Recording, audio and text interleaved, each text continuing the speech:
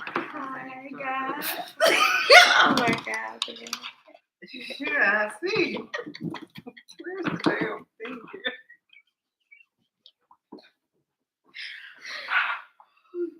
Give me a second. You don't really use it. I never use these. I always use the other ones.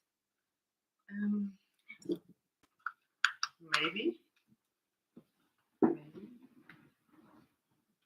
Every week, y'all get something different with us without technical issues. We are.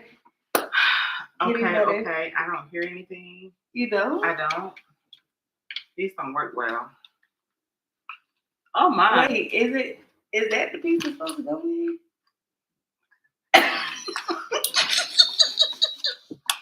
So y'all get a chance to experience the silly side of us. Oh my! We are very silly, especially me.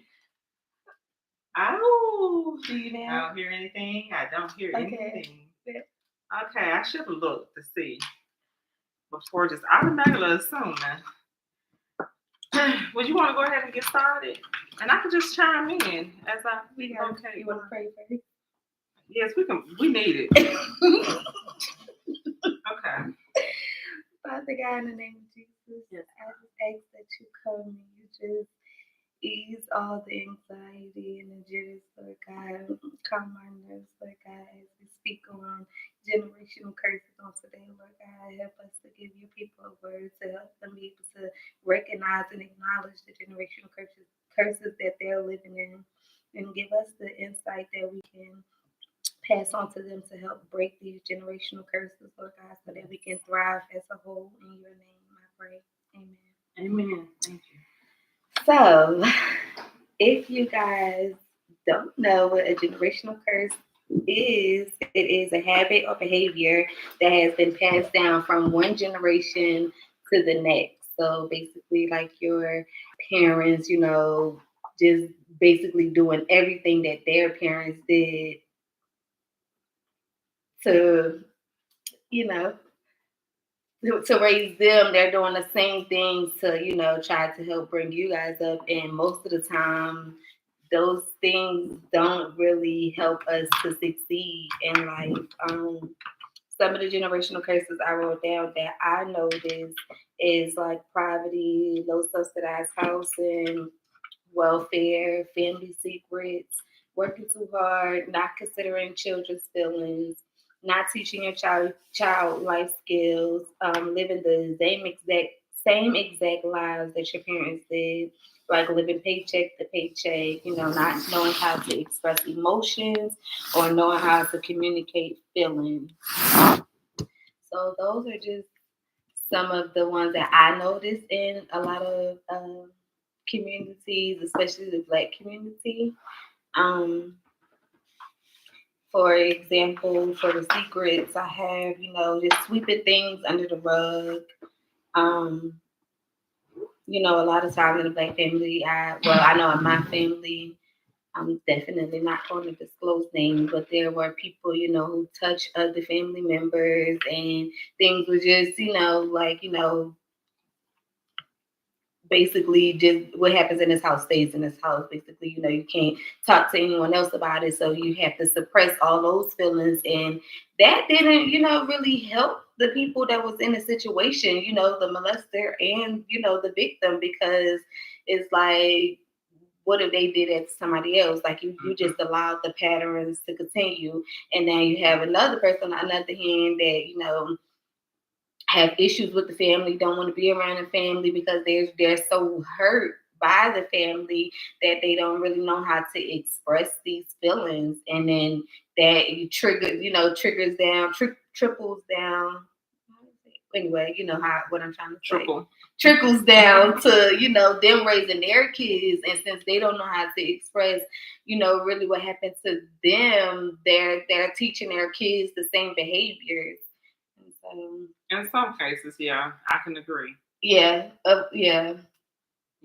Now, in relation to that, or they can end up being very overprotective of their kids, and not allow them to really experience their childhood or teenage years because of fear that it could happen to them. I definitely agree. As far as, you know, trying to seek therapy and the right help that they need, they, just be quiet and try to hush to pick the person up. And I just think that that's unfair. Like, that person has been traumatized in that way, but that's like really a generational curse. And they probably happened the generation before this generation, and that's all they knew how to do was, be quiet and let it'll go away. You probably won't even remember. That's probably the mindset that they have. And you know something, like when you think about that, we're actually speaking a lot from the victim standpoint. But like when you really think about that, to give thought to the person who actually committed the crime, when you allow that type of behavior to be okay and acceptable because you're not addressing it, they then in turn not only may be a predator towards their children, but to other women, children, boy, girl in the neighborhood, in their community, and then that creates a wider range of victims. People that need help, and So another one that I see a lot is not considering children's feelings. A lot of times parents like, "Oh, you just a child, you don't know no better," or if that child is like crying out for help, or you just seeking attention, ain't nothing wrong with you, stuff like that. Like words like that is you not considering that child's feelings. And that is a generational curse because that's how, you was brought up in your household, and now you're doing it to the next generation. And that's unfair to not consider, children's feelings because you were a child at one point. So you know how it felt. So why continue the cycle if you've been there before? You know how that felt. You know how it made you feel. How about we break that cycle? And it's something else with that too. Like the thing that I noticed a lot of adults do that have children, so I would say parents do that have children, they do respond and react in that manner. Okay, I experienced this, I know how I felt, and the feeling wasn't good. So they would initially attempt to try to make it better, but then they get discouraged and I guess start to think, well, I'm okay, I'm fine. So that child will be fine. But what they don't realize is that, and that's exactly how it be. I'm fine. I'm fine. I turned out perfect. No, we didn't turn out perfect. But everybody is different. Number one, sure. And like you said, yes, everybody isn't perfect. Like they're not perfect. They're really not okay. And that's just the reality of it. And if they just really take the time to seek the help that is needed, they will be able to see how they have been avoiding and disregarding That's a lot of things. That's another curve that I don't have, like just being self-aware, more self-aware. Like a lot of people don't even understand like some of the things that they do, aren't okay. Like, well, I was raised like that. Just, just because you was raised like that doesn't mean that it's right. The right way. Like, so just, be mindful. Be mindful for real. I put low subsidized housing because I know in a lot of situations, like a lot of people in Philly that I know of, like they try to pass down their low income homes to their children, and I'm like, that's like a curse. Like why, keeping the next generation in the same unhealthy environments. Yes, that's what you're doing. You're keeping them in bondage, and it's like let's just switch it up. Like you already know that the neighborhoods are unsafe. Like people become a product of their environments if they're not self-aware enough to say, okay, I don't want to grow up like this. I don't want to bring my kids up in this environment. So you're just keeping the cycle going.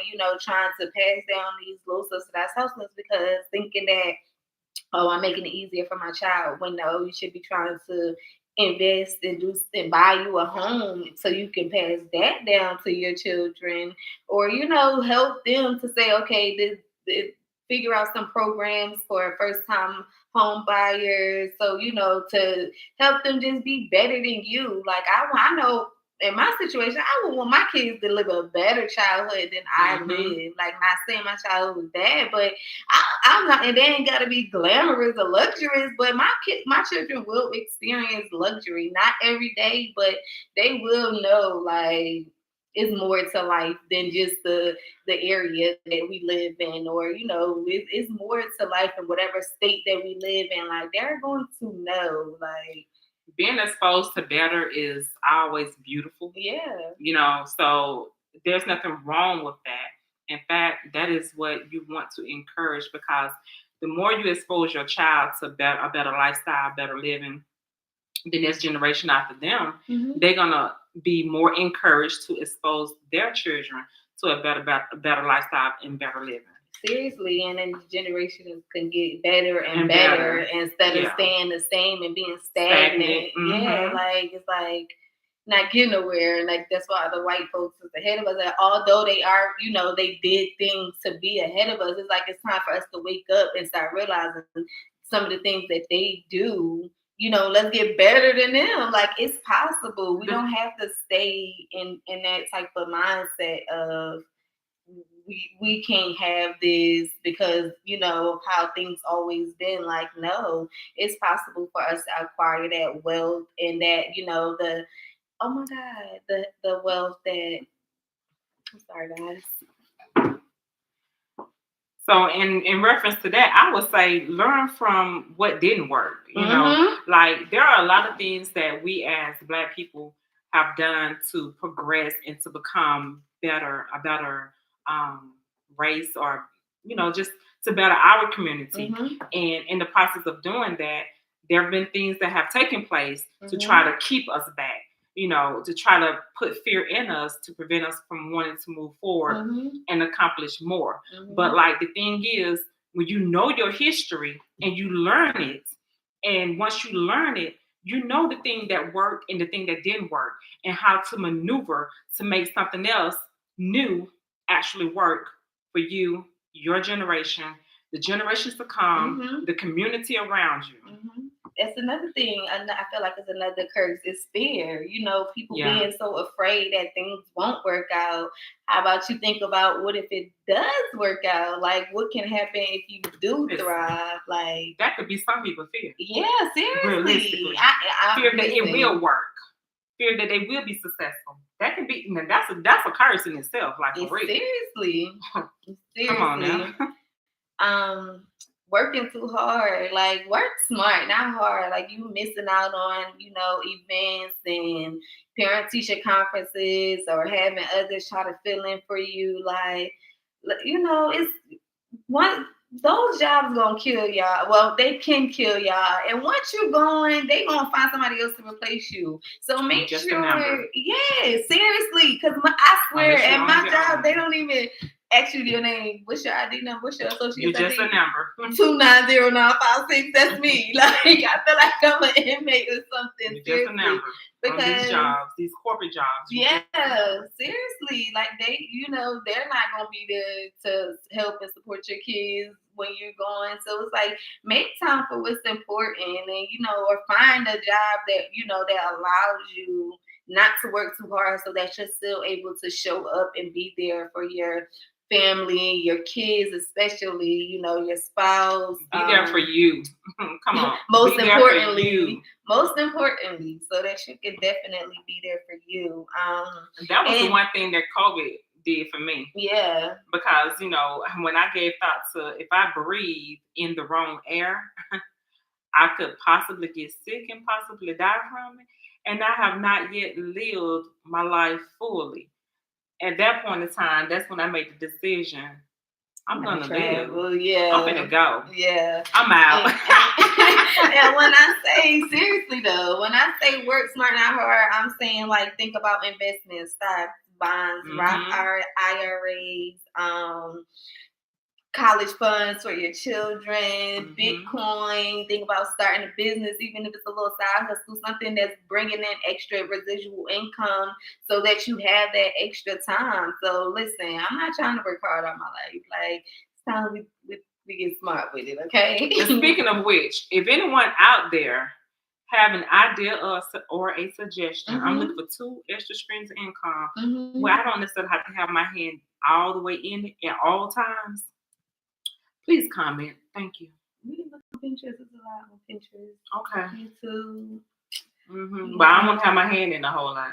No, you I want to sleep. Like, and just make money. Like that's what I want to do. Like something that one of the ideas that I came up with was printing out some of my poems, getting some nice frames, finding them on Etsy, and then just having them sell them like that. Like you probably put on Amazon and sell them. That too. So. Just teaching children basic life skills. Like a lot of people don't know basic life skills such as communication, time management, decision making, problem solving, cooking, critical thinking, self-awareness, creativity, stress management, empathy, personal grooming, self-control, and coping with emotions and stress. Those are, some things that a lot of people. Why do we feel the need to manage stress?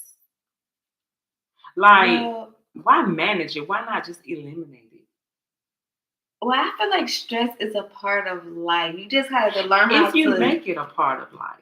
No, because it's I disagree with that. Because stuff happens that's out of our control sometimes. And so if it's out of your control, then what control do you have over it?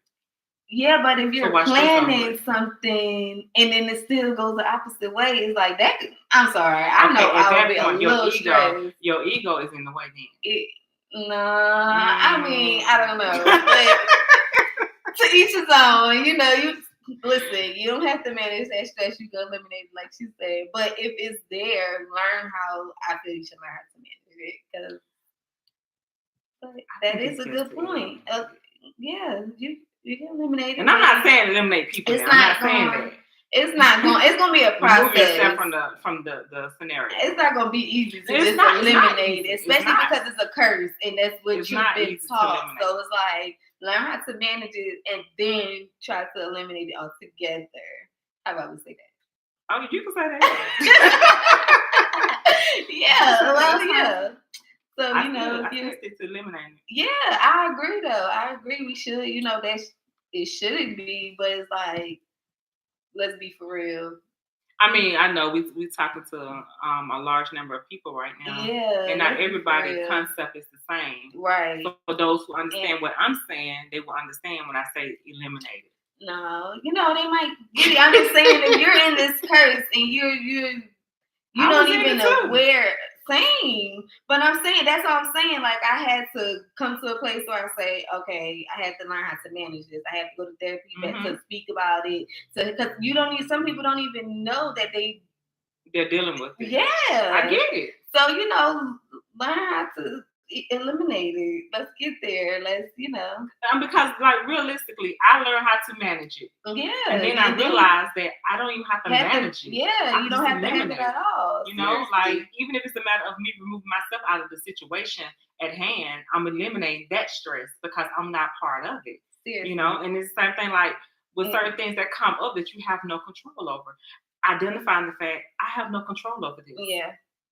So I have to move accordingly. And that's when I learned to let my ego go.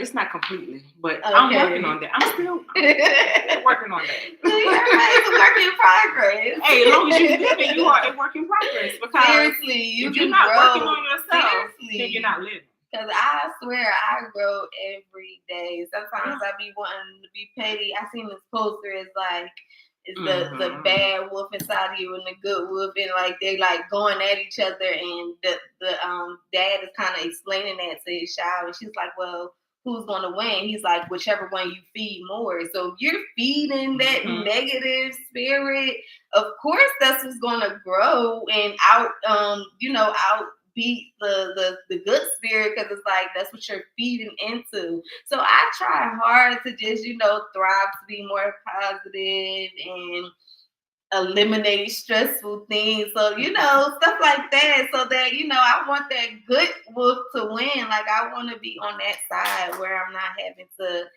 my pen, y'all. Where I'm not having to like, just be miserable with other people. Like, cause I notice like he who angers you controls you. Seriously. Mm-hmm. So don't let people control you. Learn how to control your emotions. I feel like that's really a good life skill, to teach your children, like especially communication as well. Like, because a lot of people don't know how to say basic things like, "Oh no, not today. Oh, I'm sorry, I wanted to do this, but I couldn't help." Like, that's just simple little things, but you'll be surprised. Like, I know it was a lot of times in my past where I really wanted to help out and then I couldn't, and I felt bad about it, so I didn't know how to communicate it. But you live and you learn and you grow. Like, so I'm glad I'm past that part of my life because it's so easy just to say, "Hey, I'm sorry, I can't do that right now. Hey, I'm sorry, I don't have the energy for that right now.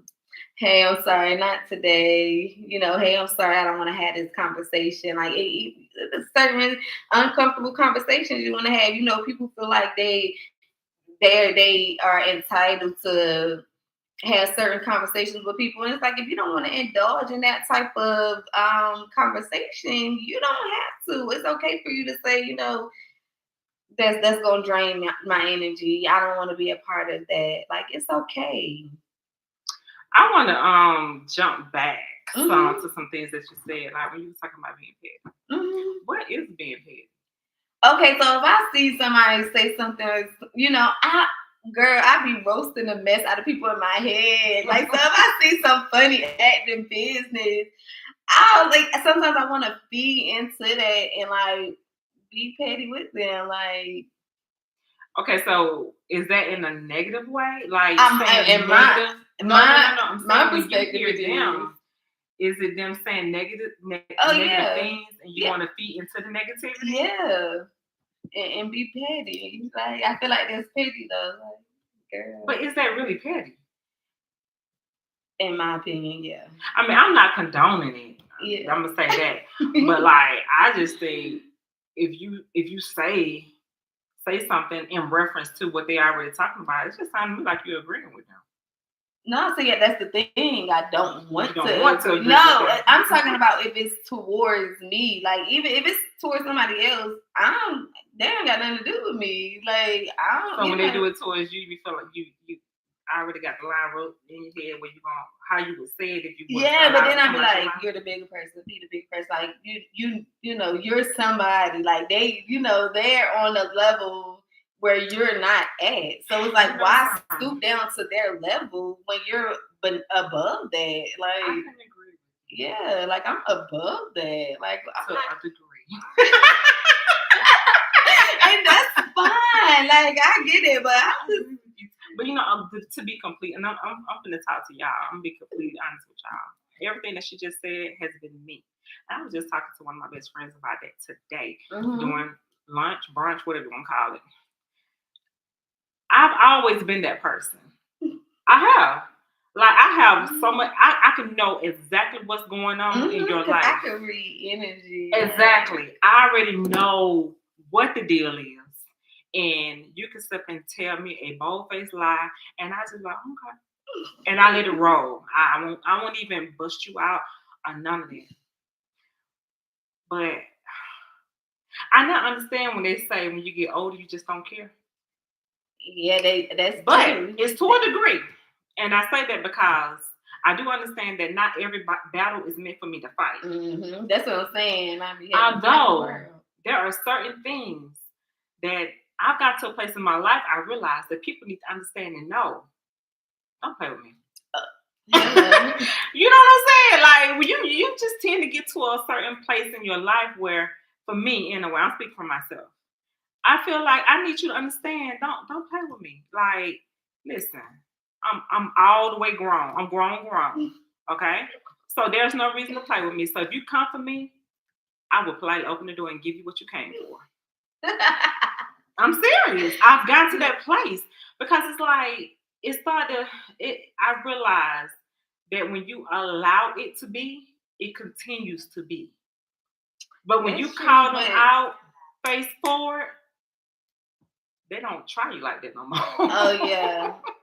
And especially when you do it face forward. Yeah, I had to do that to one of my coworkers. Like, you don't have to speak to me. I heard little funny comments, and she was like, "Oh, can I have a hug? Oh, you know me. You know I don't ever hug everybody because spirits jump, and girl, you close enough." So I kind of told her, "I don't hug the vibe people. not good, child.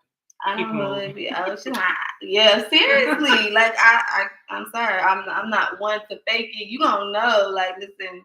I'm gonna be straight up with you. But I'ma still speak. Cause I like to kill people with kindness. Like, I'm gonna give you that smile. I'm gonna give you the smile. But I'm gonna say what I want to say. At the same time, for real, you have to. Like, I agree with that. Like, cause if you allow it to keep going, it's gonna keep going. But hey, it is what it is. I just want to rise above it all. But that's what I'm saying. It's a way to rise above it. Yeah. Like, it really is. Like, you can still call people out on their foolery. Seriously. And still rise above it. Not facts. That's what I'm saying. Like, I'll rise above it with being positive. Like, I'm going to say what I need to say. But then I'm not going to try to be petty with you or scoop to your level and start saying little stuff about you. Like, I can't. I ain't going to do that. Yeah. But my children, my daughters, they always tell me I'm petty. They say I like to throw a lot of shade. And, honestly, I don't even realize I'm throwing shade. I don't. I really don't. I'm serious. That's what they told me. They say, you throw a lot of shade, especially that baby girl. I was like, okay, what shade did I throw this time? Mom, you did not have to say. I said, yes, I did, because she needed to know that that's what she was doing. I needed to tell her that. I needed to say that. So, that's why I had to ask, what is petty to you? Because I know everybody got a different definition of petty, But, I mean, hey. Maybe that's part of my generation curse. I didn't realize. Yeah, no, that is for real. Because my mama she stereotype people a lot, and she be like, I don't even know if I'm doing it. I just, my grandma did stuff like this, so it just comes natural to her. So I'm like, why do you be stereotyping people? Like, you don't know what they got going on, and she does it a lot. So I always try to bring that to her attention. Like, come on. Now, see, my mama, she speak her mind off the real. Okay. Like, I promise you, I'm like, there's no way you could have thought about that before you said it. There's no way. But I will say, I have learned to give thought to what is going on in my mind, like literally give thought to it. And I even sometimes, depending on the situation, I would think about how the person may feel if I was to, and then I try to reword it. And sometimes I realize that when I try to reword it, it's just come out even worse. I should just say it the way it came to my mind. But those are in that particular situation, are those type of situations where I have to say something. Otherwise, like I said before, you're gonna repeat this, John, and I don't want you to repeat it, because you do it again, it's gonna be a real problem. So let's go ahead and nip this in the bud. We're gonna just eliminate this behavior now. And that living paycheck to paycheck, just being able to take care of basic needs, and not being able to show your children that there's more to life, than the area that they grew up in, like being able to travel, experience different cultures, eating out at nice restaurants, or just being able to experience that luxury, like, it's okay for, it don't have to be an everyday lifestyle, but just show them, like, this is what could happen, if you're doing these things, and you don't have to just keep that cycle going, like, okay, as long as you're making money to pay your bills, then let's not just be living to pay bills. Let's live. We are kings and queens around here. Like, let them know who they are. Honestly, I feel like it's time for us to do so. And I'm gonna say this in reference to that paycheck to paycheck, because I'm working on that. That's why I need a couple more streams of income. I'm working on it. I promise you, I'm working on it. But I will say, I was raised in the projects. You know what I'm saying? And before I moved into my house, I lived on Camden Road. If you're from Atlanta, Georgia, you know what Camden Road is. And I ain't talking about the side where the Greenbrier is. I'm talking about the other side, not too far from Oakland train station. That side. my kids were brought up in that particular area. So they know what it's like to live in the hood, you know. And one of my biggest things was to give them a different experience. Mm-hmm. You know, to live in a suburban community where, you know, you don't have to be concerned about some shooting going on. You can leave your front door unlocked. Seriously. You know, that kind of thing. Yeah. You know, and so therefore, like personally speaking, if it was left up to me and I ain't had no kids, I ain't gonna tell y'all no story. But I promise y'all, I would have stayed on Campbellton Road. I have a lot of money in my account then. Golly. But with all being said and done, I can say that I am.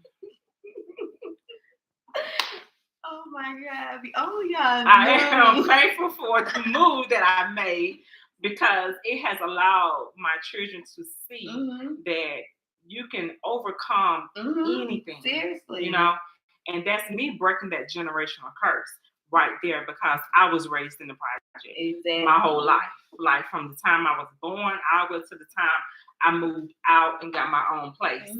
Like I was in the project. So all I knew was project. But the thing was is that according to my environment that I saw around me, I didn't want to be a part of it. Exactly. So I conducted myself differently and I moved differently. So, you know, like a lot of people, I have a sister, as a matter of fact, she told me, and my sister was real good to get her, I ain't gonna lie to y'all. But she was raised up in the house with her mom. You know, we have the same day. And she, in fact, both of my sisters were raised in the house. But anyway, she was like, you would think I was raised in the hood, not you. Because she was ghetto. Okay? Sneaky. Girl, no, she was sneaky. And ghetto is all get out. Me, I'm like, no, I don't want to do that. No, we shouldn't do that. Listen. But with all said and done, like, paycheck to paycheck, we got to come out of mentality. Yeah. And I think that's just us as the majority. Yeah, seriously. And even I ain't gonna say all of us, but the majority. But majority, seriously, because I know a lot of people be like, oh, I'm broke. I ain't got. Stop speaking like that. That's one thing you ain't gonna ever hear me say. Listen, I tell people with the quickness. Stop. Don't say that. I gotta learn how to stop saying that my money funny too. Yeah. Oh, my money's in progress. Okay. It's not in my account yet, but it's on the way, okay? Yeah. I'm a millionaire. Progress, process. Should be progress and process. My money is in progress of being processed. How about that? Boom. Boom. So affirmations. Powerful. How to break these generational curses, you ask? I would say improving the life lessons that you were taught instead of doing the exact thing from the generation before you. So, you know, just take heed to some of the little tips that, you know, we threw out there today, you know.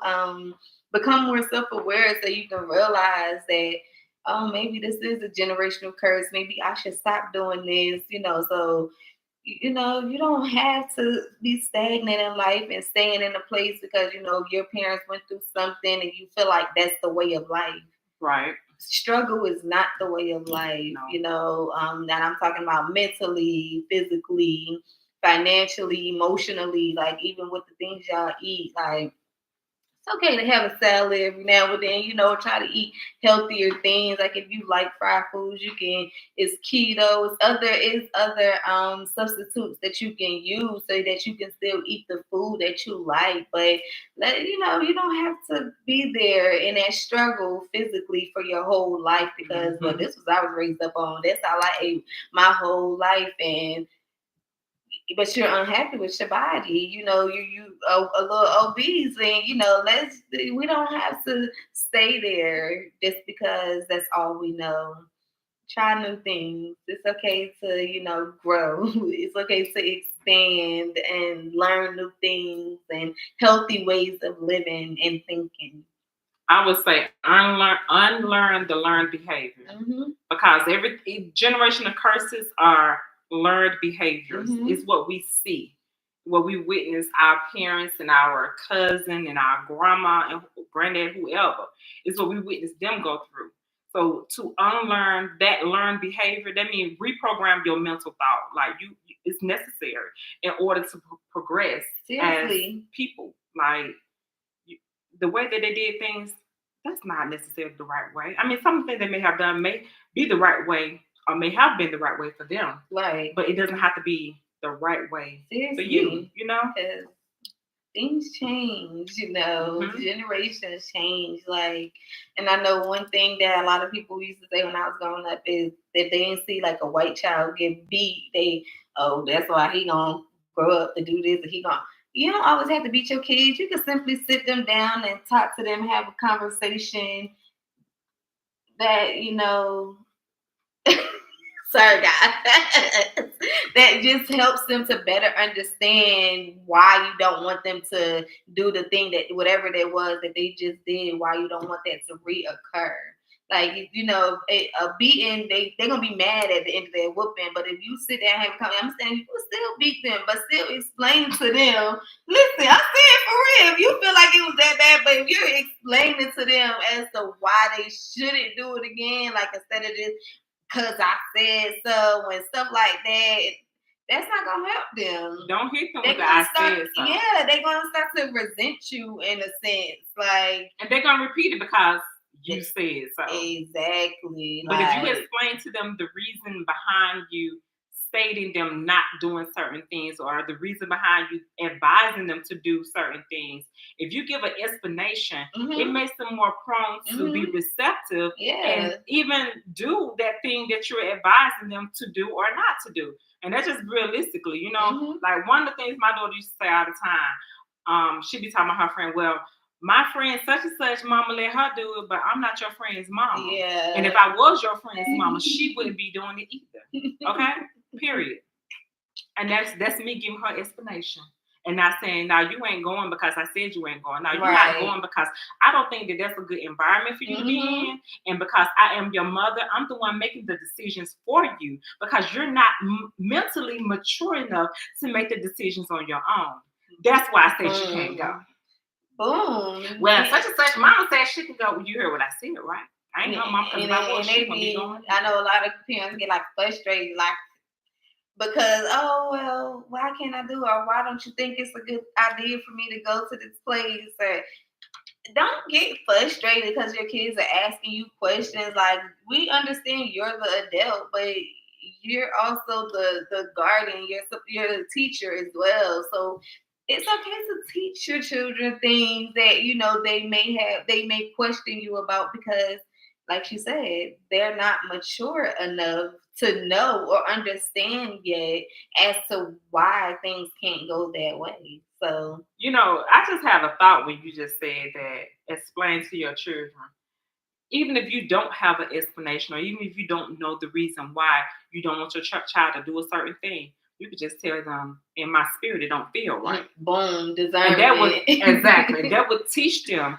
Because like I tell my daughters, even if you don't see something going on, if you feel it here, that something ain't right, it ain't make right. your way to the exit, okay? It's not because right. Something is about to pop off, okay? Period. All right, that's all I say. Well, that's all I had to say too. Boom, period. So, thanks, guys. What's that saying? I mean, you got something to say? No, it's a segment. So next week we'll be going, a little bit more into depth about those family secrets that get swept up under the rug. Yeah, we're gonna give y'all the tea. Okay. Oh, you want to do our poem? Oh, that one. Okay, yeah, we can do that. Our breaking cycles. Since Instagram can't cut us off. Okay. Oh Lord, I didn't go over it, but I know we're gonna do it. Bear with us. Right. If we mess up, don't charge us out hard. Because we meant every word we said, okay? Breaking cycles. It is because of me you are afraid to speak up about the traumas that help shape us, ashamed of the abuse that occurred to us, anxious about the thought to express the experiences that help mold us. Influence us, creating multiple personalities to shield the reality that you are just what they said. will be. And you would have never made it this far without me. I'm the one that's been helping you and protecting you by keeping you silent. Are you really helping or just hindering me? Silence isn't what I need. That's not teaching me honesty. Honestly, what I needed was protection physically and mentally. Instead, I was neglected and overlooked compulsively, giving baths from an older cousin who always wanted to play a grooming game that haunts me emotionally. Disabling me socially, making it hard for me to express verbally without sounding so aggressively. But that's the way I protect me. Lacking the appearance that others can see because physically I cannot be seen. Mentally, I've been distorted, leaving me feeling bare and unwanted, disgusted by my own existence, haunted and taunted by the thoughts that constantly race through my mind time and time again. I've wondered, what would life have been if there was no me? They say hurt people more easily, but they never thought about breaking the cycles, obviously, wondering why me, why the first time wasn't the last time you touched me inappropriately. I can still see visuals of you hurting me awfully early. Did I look like I enjoyed it? Was I too afraid to tell how you took control of me? My mother trusted me with you when you enjoyed molesting me. Speak about disgusted. I used to wish to God to bury me. But that would be unjustly. That's why God spared me. Unknowingly, this was a cycle that continued from generations before me. Relentlessly, it infested in ways that most could not see, not even the ones who gave birth to me. In reality, they suffered from a case of dysfunctionality. She didn't fully understand why I didn't say what the neighbor did with his hand. So she accused me, he abandoned she, while she was impregnated with me, unsheltered, unclothed, leaving my soul fully exposed to a world I barely even know. The same cycle that affected my mother is now killing me silently, stirring up hate but only towards me, looking away from mirrors because I don't like what I see, becoming shy to every guy that come around me, pulling the covers over my head to escape the memories, but that just took me closer to the scene, causing a little girl inside of me to want to scream. There's been several times I thought I healed this hurt rooted deep inside of me, but rather than mention of molestation just causes me anxiety, thoughts that will become suicidal affects the heartbeat that made me want to disappear from society. I wish this was a dream, but this here is my reality. And if I keep running from it, I will never heal the little girl inside of me. Now, I understand that the generational curse has to stop with me. Even though this pain grasps me so intensely and repetitiously with the intention to suffocate me, I can hear, see, and feel my ancestors cheering me, telling me to hold on, stay strong. But the thoughts are crippling. I've created a mental judgment against myself to remember the crime, to hear of the crime, or to speak of the crime. I've found me guilty. Guilty of a thing that I cannot control. So why am I allowing it to control me? My trauma has been in control too long for me. So I got the proper treatment and decided I would no longer feel guilty about the things that were sent to steal and destroy my peace. And that self-hate and disgust will never set me free, no longer feeding into the enemy. He can continue to receive my reciprocity. And those thoughts of suicide have been defeated because of the winning seeds I planted inside of me. I'm a child of God, you see. He's given me the authority to obtain the victory. And the peace he gives me eases my pain and give me peace I can never explain. That's why when I pray, I never forget to thank him for my sanity. And allowing me to have a place in humanity. For I am a piece of the master, so that makes me a masterpiece. I will never cease in giving God the praise, for he has raised my soul from damnation. I went through all that I went through to teach a nation. Though my younger self may have experienced death, yet I've risen as a flaming phoenix, blazing flame, no longer accepting the blame, empowered to encourage souls. Though life may have taken a toll on you, you must seek he who is the creator of creations, dwell in his presence, and learn from the lessons of life while speaking life into your spirit as you inherit the glory that God will reveal. Hey. And we did not miss up. Yes. All right. So thanks, guys, for watching. So please make sure that you all like, share, subscribe, comment. Thank you. Tag a friend. Just share those flyers that we have posted on our page. Tell your followers to come tune in at 5:30 ish. Every Monday. And next Monday we'll be talking about. But if you if you're on YouTube and you hit the subscribe button, it will notify you when we go live, even if it's at 5:30 or 6. See, it will let you it's know. gonna let you know. You Yeah, know? and on Instagram, you can definitely hit those push notifications. So Yes. whenever we post something, go live, share a reel, you can be the first person to see it. So yeah. thanks, So come on to be part of this family. All right. As we go through the healing process together. Okay. Until next week. Bye bye.